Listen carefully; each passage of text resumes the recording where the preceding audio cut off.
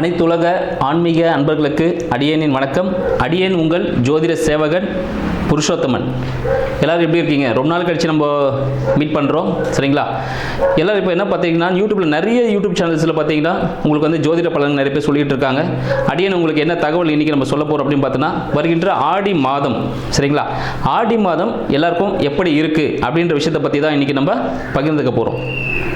ஆடி மாதம்னால என்னங்க? ஸோ ஆடி மாதம்னு பார்த்தீங்கன்னா எல்லாருமே சொல்லுவாங்க, அம்மனுக்கு கூழ் ஊற்றுறது, சரிங்களா? ஸோ வீடு மாறக்கூடாது அப்படின்னு சொல்லுவாங்க.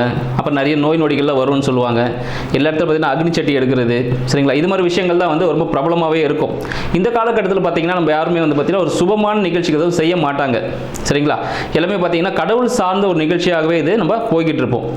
எதனால் அப்படின்னு பார்த்தோன்னா, இந்த ஆடி மாதத்தில் பார்த்தீங்கன்னா எப்பவுமே இந்த சூரிய பகவான் அப்படின்றவர் ஆடி மாதத்தில் எங்கே இருப்பார்னு பார்த்தீங்கன்னா சந்திரனோட வீட்டில் இருப்பார். சந்திரன் வீடுன்னு உங்களுக்கு தெரிஞ்சிருக்கும் அன்பர்களுக்கு. இது கடக வீட்டில் சந்திர பகவான் இருப்பார், சரிங்களா? ஸோ அவர் வீட்டிலேருந்து 12ஆம் வீட்டில் போகிறதுனால அது பார்த்தீங்கன்னா அந்த இடத்துல எப்பவுமே அக்னி தேவை.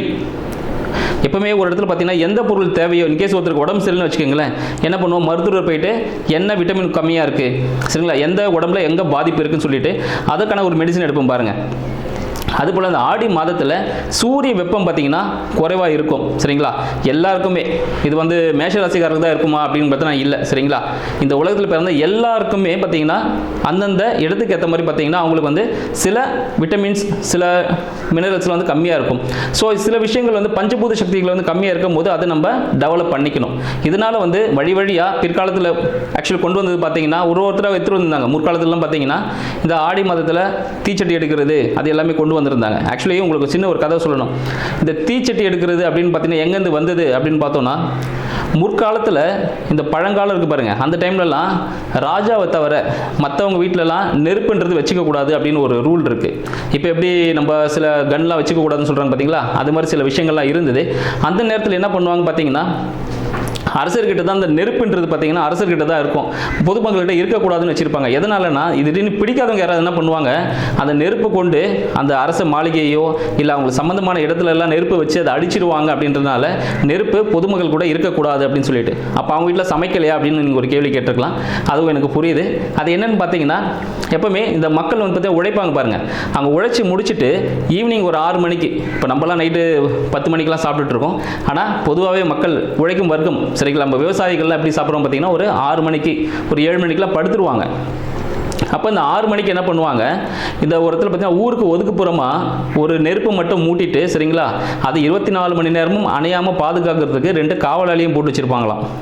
அந்த காவலிகளுக்கு என்ன வேலைன்னு பார்த்தீங்கன்னா, ஈவினிங் 6 மணி ஆயிடுச்சுன்னா ஒரு 5 மணிக்கு ஒரு அக்னி சட்டியில் அந்த நெருப்பை போட்டுட்டு ஒரு வீடு வழியாக எடுத்துகிட்டு போவாங்களாம், தெரு வழியாக நெருப்பு எடுத்துகிட்டு வந்திருக்கேன்ட்டு. அதுக்குள்ளே இந்த வேலைக்கு போயிட்டு வந்தவங்க சமைக்கிறதுக்காக எல்லா பாத்திரத்தையும் ரெடி பண்ணி வச்சுருப்பாங்களாம். இங்கே வந்ததும் இப்போ எப்படி நம்ம டேக்ஸ் கட்டுறோம் பாருங்கள், அதுபோல் அந்த காலத்துலேயே இருந்திருக்கு. அப்போ என்ன பண்ணுவாங்க, அதுக்கு பதில் கொஞ்சம் பணமோ அவங்ககிட்ட பொருளை கொடுத்து அந்த நெருப்பை கொஞ்சம் அந்த கங்குன்னு சொல்லுவாங்க பாருங்கள், அதை வாங்கி வச்சுட்டு சமைக்கிற வேலையை பார்ப்பாங்களாம். அது மாதிரி சமைக்கும் போது பார்த்தீங்கன்னா அதை சமைச்சு முடிச்சதும் அதை என்ன பண்ணுவாங்க, திருப்பி முடிச்சிட்டோம், அது சமைச்சு முடிச்சதுக்கப்புறமா எல்லாருமே அந்த நெருப்பை அணைச்சிடணும். இதை செக் பண்ணுறதுக்கு ஒரு 7 டைமிங் கொடுப்பாங்களா. அதுக்கப்புறமா ஒருத்தர் வந்து இந்த காவலாளி வந்து எல்லார் வீட்டிலும் அணைச்சான்னு செக் பண்ணிட்டு போவாராம். இது காலங்காலமாக நடந்துட்டு இருந்தது. இந்த விஷயத்தால தான் பார்த்தீங்கன்னா இந்த அக்னி சட்டியை கையில் கொண்டு போவாங்க. அது ஒரு பாரம்பரிய வழக்கமாக கொண்டு வந்தாங்க.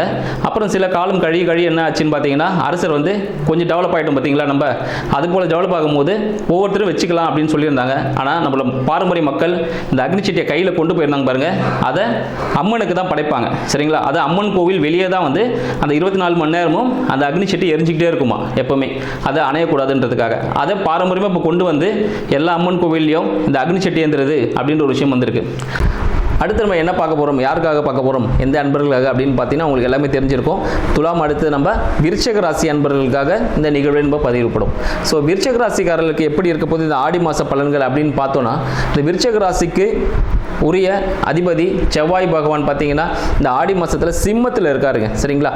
சிம்மத்தில் இருக்கிறனால இவரோட திங்கிங் எல்லாமே பார்த்தீங்கன்னா விருச்சிக ராசிக்காரர்களுக்கு திங்கிங் எல்லாமே வேலை சரியாக அமையலை, தொழில் சரியாக அமையலை சொல்லிட்டு அந்த ஒரு திங்கிங்லேயே ஓடிட்டு இருப்பாங்க. இந்த காலகட்டத்தில் பார்த்தீங்கன்னா அவங்களுக்கு இந்த வேலை சம்மந்தப்பட்ட பிரச்சனைகள் வந்து ஒரு சந்திக்கக்கூடிய ஒரு காலகட்டமாக இருக்குது. அதனால் இருக்கிற வேலையை காப்பாற்றிக்கங்க, சரிங்களா? அங்கே வந்து கோவப்படுறது, இல்லை ஒரு கோவத்தில் ஒரு முயற்சி எடுக்கிறது, அதில் ஒரு முடிவு எடுக்கிறது, அதெல்லாம் பார்த்தீங்கன்னா உங்களுக்கு ஒரு பாதகமான சூழ்நிலை தரும் அப்படின்னு சொல்லிக்கலாம். அடுத்து உங்களோட வருமானம், வீடு குழந்தைகள் சம்மந்தப்பட்ட விஷயங்கள் பார்த்தீங்கன்னா அது ரொம்ப உங்களுக்கு சுபிக்ஷமான ஒரு அமைப்பை தரக்கூடியதாக இருக்குது. உங்களுக்கு குடும்பம் நல்ல முறையில் அமையும். உங்கள் பிள்ளைகளால் உங்களுக்கு பெருமை சேரக்கூடிய ஒரு காலகட்டமாகவும் இருந்துட்டு இருக்கு. அடுத்து பார்த்தீங்கன்னா உங்களுக்கு வீடு மாற்றம் அமைத்துக்கான ஒரு வாய்ப்புகள் உண்டு. இந்த காலகட்டத்தில் இந்த ஆடி மாதத்தில் புதுசாக உங்களுக்கு ஒரு வீடு ஒன்று கிடைக்கிறதுக்கான சான்சஸ் உண்டு. ஸோ நீங்கள் ஒரு புக் பண்ணுறதுக்கான வாய்ப்புகள் உண்டு. ஆடி மாதம் முடிஞ்சதும் அந்த வீடை நீங்கள் புக் பண்ணிக்கோங்க. அந்த ஒரு நல்ல ஒரு அமைப்பு உங்களுக்கு அமைஞ்சிருக்கு.